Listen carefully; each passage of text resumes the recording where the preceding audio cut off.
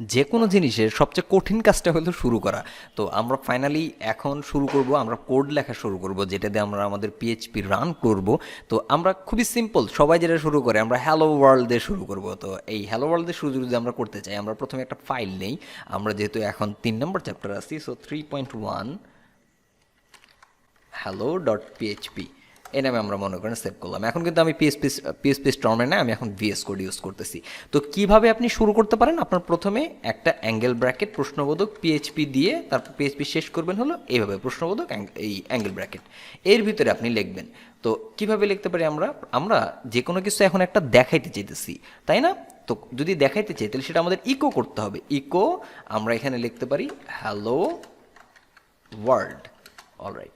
তারপর এটাকে আমরা যদি সেভ করি, এখানে দেখেন টার্মিনাল নামে একটা অপশন আছে, নিউ টার্মিনাল। এই যে দেখেন আমাদের টার্মিনাল আমাদের এখানে নিয়ে আসবে, এবং আলটিমেটলি আমরা এখন কোথায় আছি, আমাদের লোকেশনটা যদি আমরা দেখি যে Stack Learner PHP all you need to know code এই ফোল্ডারেই আসি।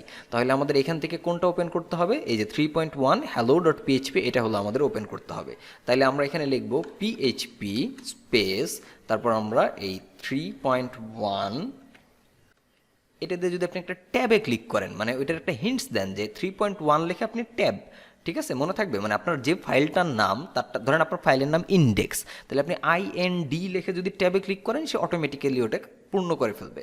তো এটা দিয়ে যদি আপনি এটাকে এন্টার করেন, তারপরে দেখেন হ্যালো ওয়ার্ল্ড, তার মানে ফাইনালি সাকসেসফুলি আপনি কিন্তু এখানে পিএইচপি রান করতে পারছেন, হ্যালো ওয়ার্ল্ড। তো কংগ্রাচুলেশনস, আপনি প্রথম যে হার্ড পার্টটা সেটা কমপ্লিট করতে পারছেন।